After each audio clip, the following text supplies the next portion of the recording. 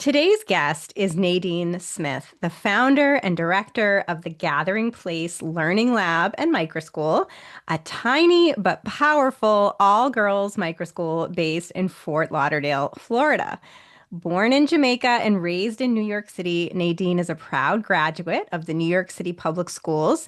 She began her career as an educator, as a humanities teacher, spending over a decade teaching English language arts, reading, and history. She went on to serve as an instructional coach, assistant principal, and principal. For more than 12 years, Nadine led schools in some of Washington, D.C.'s most historically underserved communities, including one of the city's most iconic high schools. While she loved her students deeply and believed very much in her work, she also witnessed what happens when systems lose sight of their purpose. So she made the decision to walk away from school leadership and build something new. Nadine Smith, welcome to the Liberated Podcast. Thank you, Kerry. I am excited to be here. I am so excited to have you here. There's so much to talk about on your entrepreneurial journey, sort of building what you felt was needed for your community. And I want to get into all of that. But let's start, if we could, Nadine, with what made you go into education to begin with? Yeah.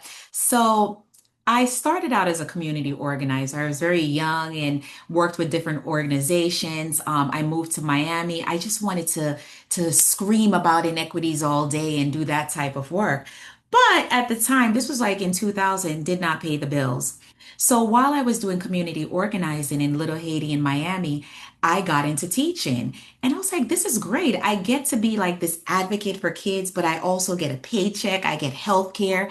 And that's where it all started.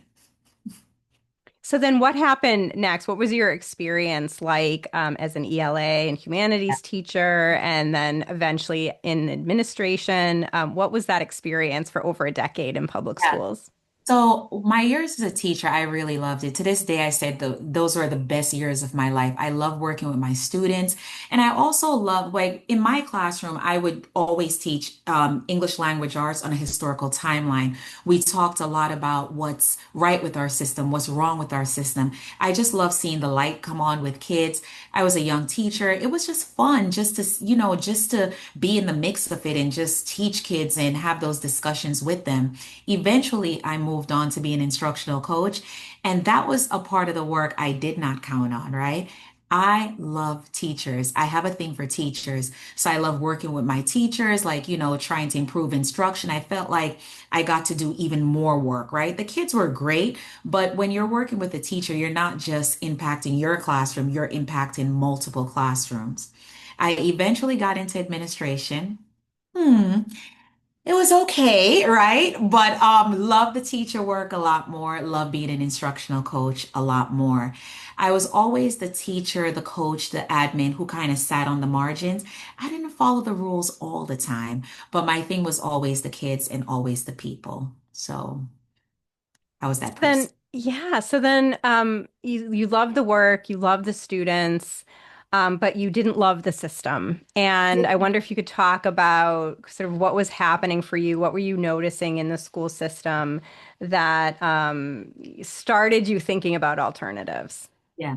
So I remember just one year, they collected all our literature books and gave us like these testing pamphlets and these programs. It was almost like the kids couldn't read whole books anymore because they needed to get ready for the test. At that time, I was like, okay, something is very wrong here. So that's when it started to click to me. I was like, this isn't the right thing to do. I had a degree in reading education. That's a longer story. And I knew that in order for kids to read, they needed to read, especially kids at the high school level. That's how they become great writers and great readers. So I started to see how school was just not inspiring students. So that started me thinking. Eventually, I had my own daughter, and based on a lot of the things that I saw, I started to think about other forms of educating her. I was like, I'm a teacher. I probably could do some of this. She was taking classes like African dance classes, and we were in this community with these really bright kids. And I would say, well, where do you go to school? And they would name some co-op. Where do you go to school? I'm a homeschooler. And I started to see the pattern. So based on what I saw in schools, based on what I'm hearing from these really bright kids that we see on the weekends at dance class, I'm like, wait, something is going on here. And I got very interested in alternative ed, homeschool co-ops, micro schools. And that's when I knew that's what I want to do, not this that I'm doing. So I stayed in the system a lot longer after that, but that's where the seed was planted. And I knew the first opportunity that I got, that's the kind of work I wanted to do. But in the interim, I took my kid out of school. So I'm Mm. a principal and my kid is a homeschooler, right? Now, was this in DC, Nadine, or had you moved to South Yeah. Florida? So Okay. let me slow it down a little bit. Yeah. This is in DC. My time in South Florida ended with me being an assistant principal. She was still very young at the time, right? This is when we got to DC. She was 6 years old. She just started kindergarten. We were doing after school. And so she would go to kindergarten. The evenings when I got home, I would teach her at home. But again, we were around this community of homeschoolers and kids that were going to these little cooperatives. At the time, they weren't saying micro schools, but they were micro schools, right? And that's where, again, I knew, okay, we have to do something different. And after a couple of years in elementary school, I finally pulled her out and she just returned to school now because she wants to do her senior year in high school. But from fourth grade all the way up to her high school, she was a homeschool kid. Yeah. Yeah, and I'm curious when she was in the conventional system where you were working, that was sort of your glimpse into the classroom as a parent, not just a teacher and administrator. What did that make you see about the system? Yeah. So what I realize is I don't beat up on the school system, the public Yeah, school. I think there are some really good teachers in public schools.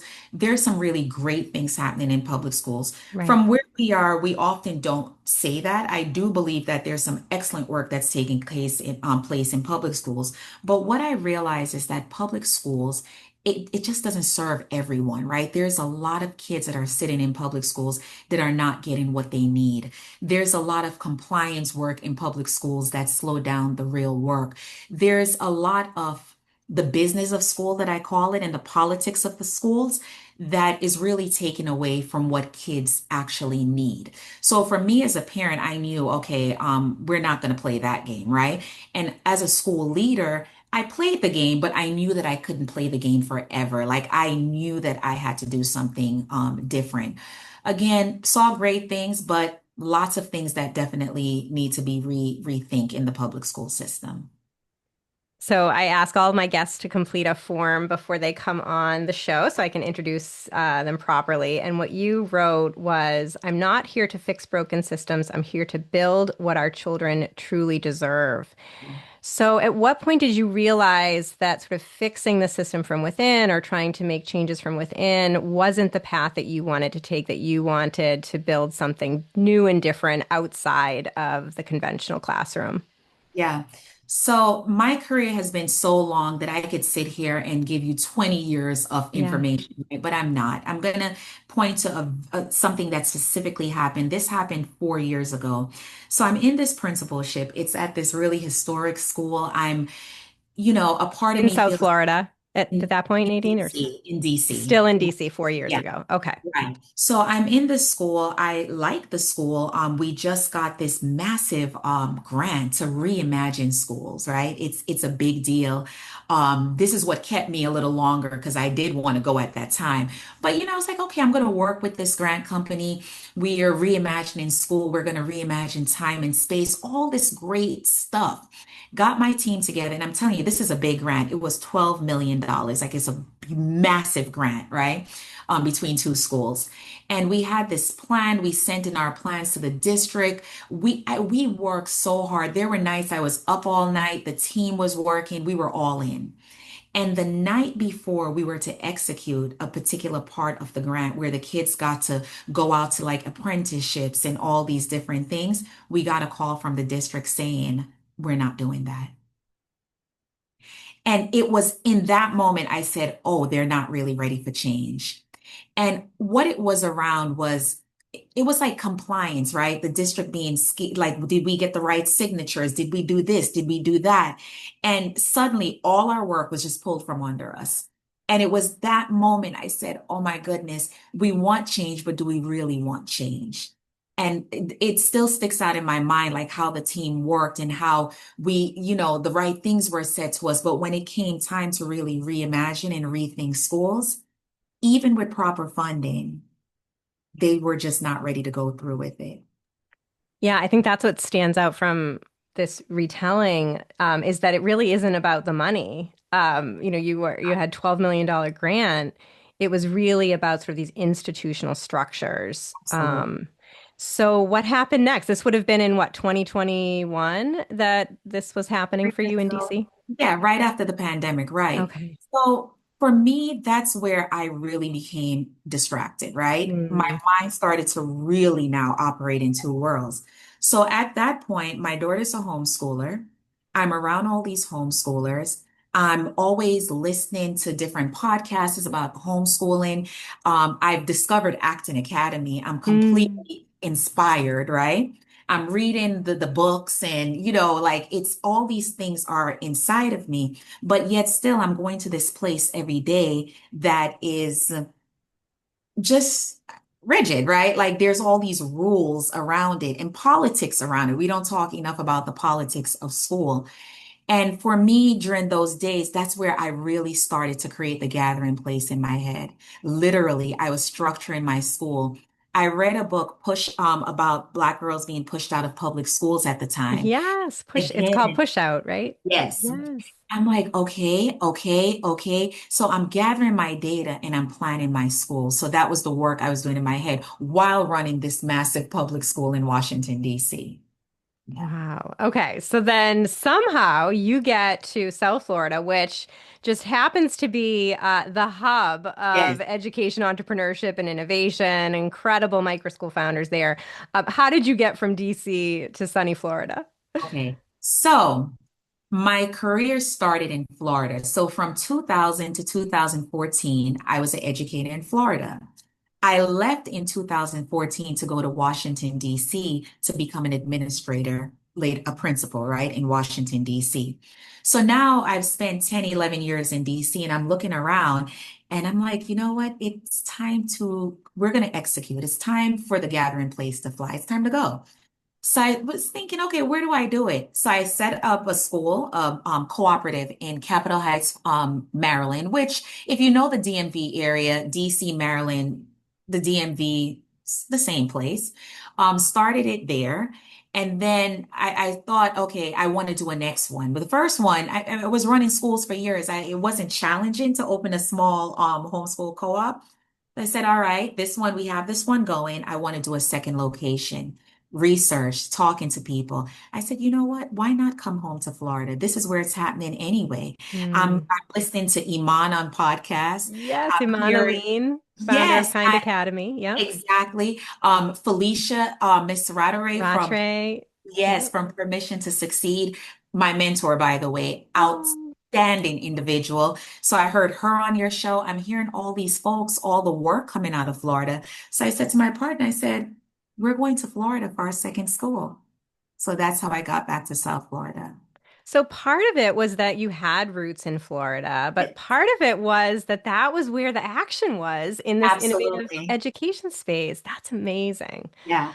And what about, I mean, I wonder if sort of Florida's school choice programs factored into this as well in terms of accessibility, financial accessibility for your program, enabling families to attend Yeah. through the now universal choice policies. Was that part of the Very calculus as big well? part. Yes, because our families in our Maryland location, I would Mm, notice families wanted to come to our homeschool cooperative, right? They wanted it, but a lot of families just can't afford it. So people would say to me, I love this idea of having like a co-op for just girls or whatever word you want to use, co-op, micro school, whatever you're using at the moment. However, can we come for one day? I say, well, why one day?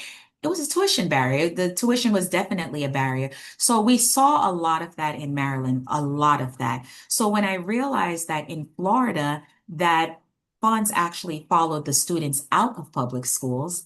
That was a big reason why we decided to open our second location in Florida. It was that Incredible. simple. Yeah. Incredible. So was it that simple to open the second location? No, it wasn't. So, it's not simple to do. Yeah. However, just my years sitting in the seat as a principal, my years of being in school, I think I was able to really transfer a lot of those skills over. But as far as finding a location, everyone talks Mm. about the challenges of finding a location, deciding if you're going to be a private school versus a home education program. Just thinking recruitment is a massive thing, especially in South Florida, because there are so many options for parents. So that was something that we thought about. Not only finding a location, but exactly where we're located, which community are we serving. So there were a lot of things that we had to really think about that we needed to stand up to make sure that we would be able to open strong. But I have a team that's pretty sturdy, and we were able to. We're pushing through, I should say. We're pushing through. Yeah. And can you talk a little bit about that decision of whether or not to operate as a private school or more of a tutoring center or homeschool Yeah. resource center? In Florida, families are able to access school choice funds for either of those structures. So it's often founder choice on how you Yeah. want to be structured. But what was your decision-making process about Yeah. that? So we looked at all the different ways to open, and we decided on doing a home education program. Why? Because honestly, it was easier. Like it was for us, it just made more sense. We felt like we can open a lot quicker. Again, I'm coming from public schools. I'm running away from compliance. I'm running away from anything that has to, that's why we didn't do a charter.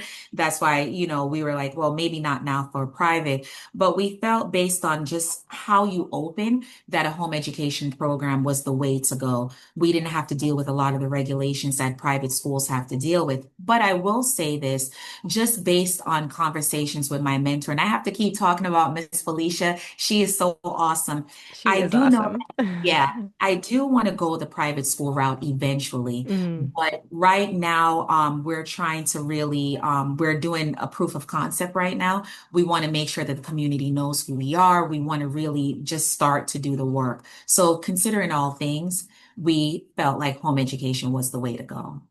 We didn't incredible. want to So, deal with the sprinkler system and the this and yes. all those other things. Yeah. Yes, yeah, sort of Yeah. permissionless to begin and then become more structured if you need to over time.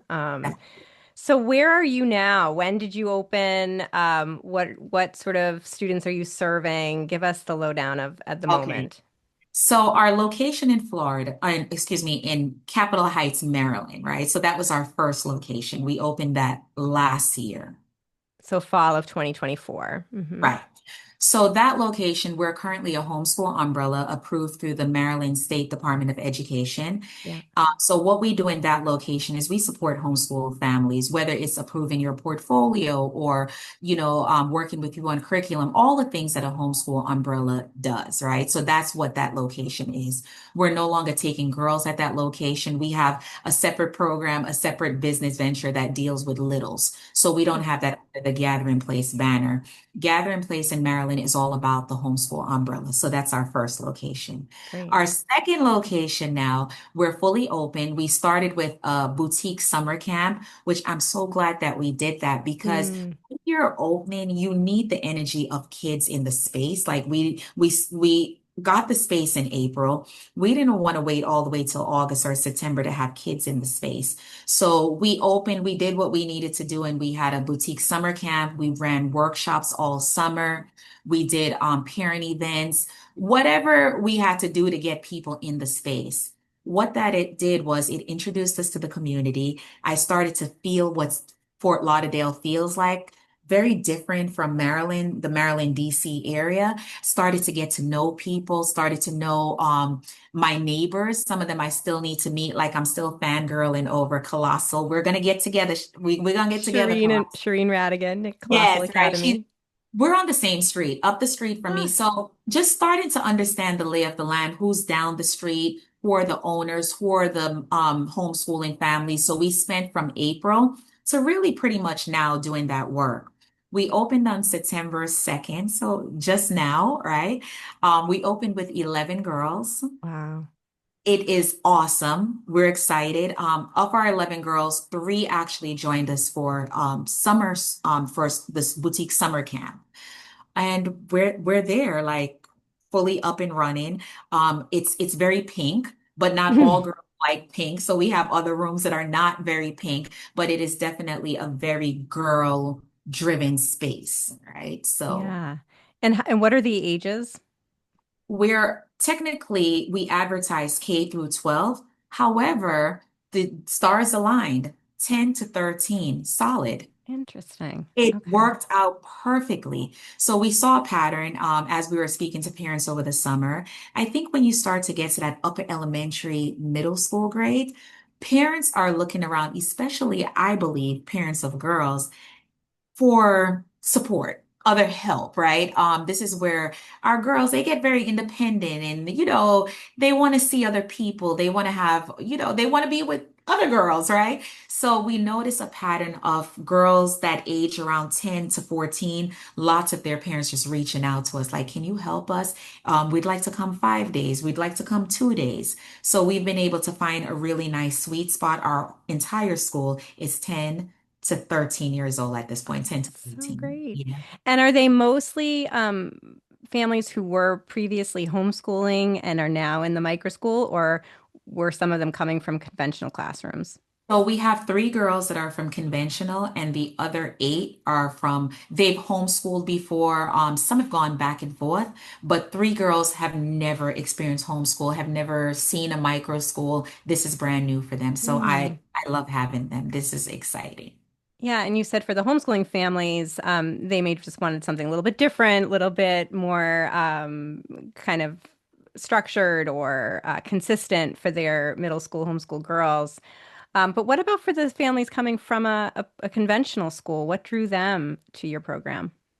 All three students, no, two students coming from conventional actually came from charter school.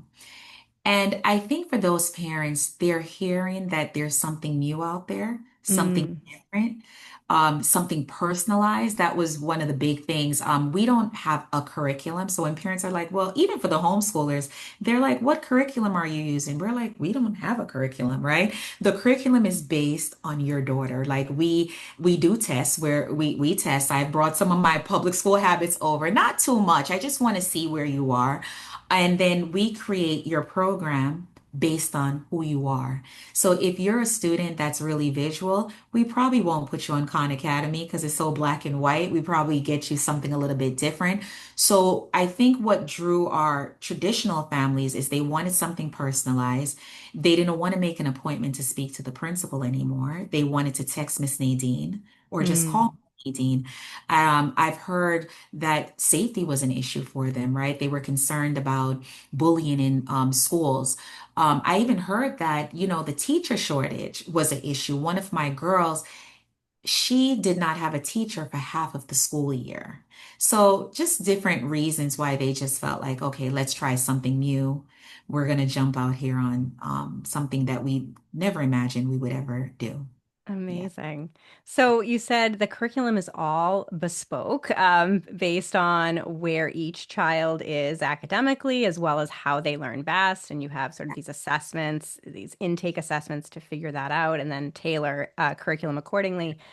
Tell us a little bit more about sort of the overall vision of your program, your educational philosophy. What is that like? Yeah. So the vision for the program. Three promises, right? Again, one, we're going to love on your kid. We're Mm, there. This is a space that we promise you that your student will feel loved. We're going to make sure that we're challenging them academically. So even though we can get very pink at times, right? And it's fun. Academic rigor is very, very important for us at the gathering place. So we're going to, and no matter where your student has started, right, we're going to challenge them. And the last piece is that we talk a lot about making sure that kids are prepared for their next step. And this is not original to the gathering place, right? In education, we recycle things over and over. In my last system, we did work with an index called the Love, Challenge, and Prepared Index. And I love it. It just made sense to me. And I knew once I started to open these micro schools, that would be something that would ground my school, making sure that kids feel loved, challenged, and prepared.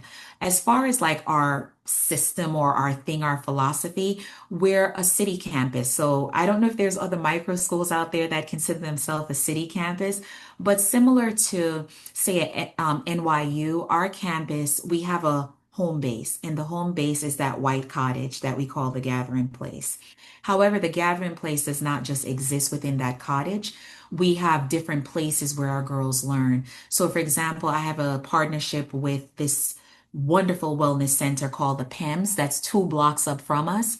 Our students do Pilates there, they do yoga. They do, there's a class that we're doing there called Movement Science. So they learn there. Mm, Across the street from us, there's a cultural arts center that has like a state-of-the-art culinary arts kitchen. It has a dance studio. So they'll learn there, right? I have a little partnership with a charter school. We're using their science labs when we have like really big science project. So our thing is to use our city as a classroom. So the cottage is home base, and then we go out depending on the unit that we're studying, and we learn in other places. So that's our thing, right? And also academic rigor is our thing. The way we approach school is we layer. So we do traditional teaching where students sit with their learning guide and we do explicit instruction for certain things. We use learning software, that's our second level. And the third level, which I love, is project-based learning and literally going out into the city and learning. So we stamp learning on 3 levels: direct instruction, explicit. You sit with your learning guide. Especially our kids that have challenges, we make sure that we're there with them. Second layer is using like really good software, depending on what students need. And then that third layer is projects, city as classroom, all the other things that make micro schools. Yeah. wow. So what's next for you, Nadine? I mean, been open just for a couple days now and already have 11 girls. I imagine many more to come. What is your sense of the future of the Gathering Place? I know you've had multiple locations. Is that Yeah. still the plan, or what about for this one Yeah. location? Give us a sense of the future. So for Maryland, we're going to stay a homeschool umbrella in Maryland, right? That's pretty much set. That's what we're going to do in Maryland. As I said, we have a other program that runs there, but it's for littles, but we're pretty much set in Maryland. Nothing will change there. For South Florida, though, we do want other gathering places. We want to get out on a farm. We want to keep the city campus because we're like in the heart of downtown Fort Lauderdale. We're in the city. So we want our city campus. We want to keep our city swag. We're hoping to get out west, if Florida, like all the way west on a farm or something like that. But one thing I will tell you, Carrie, that we will never have more than 20 girls at a gathering place. So we want to keep very true to that format where we stay tiny, like we're intentionally tiny.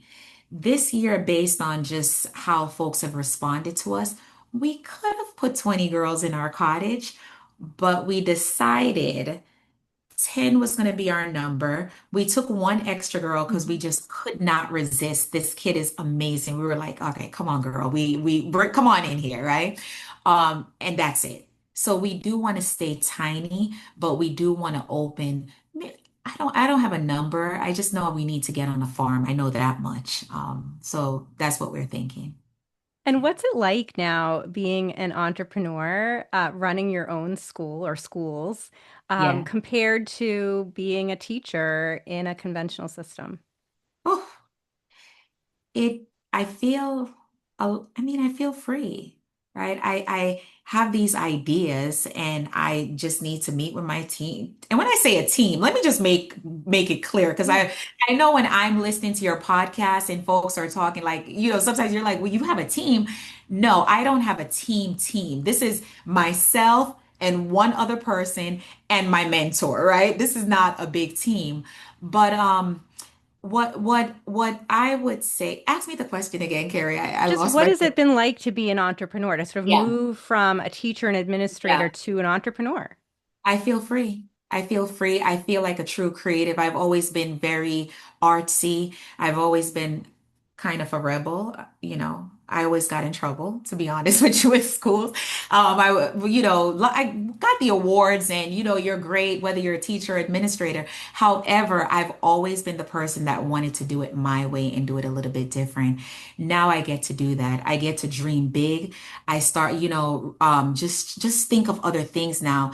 Right now, I'm really thinking about sustainability, micro schools, and how sustainable are they? I'm thinking about like, we need to start talking to charter schools. That's another thing that's been on my mind, like what's coming up for me.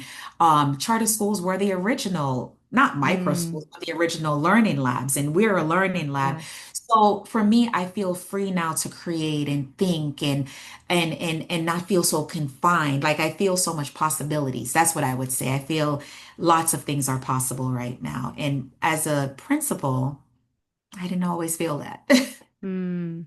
And what advice would you have then, Nadine, for others listening, maybe educators within the conventional system, hearing your story, being inspired? What advice do you have for them to go off on their own to build something new? Do it. Do it. Just do it. You have the skills, right? You have the know-how. You've been doing this work for years.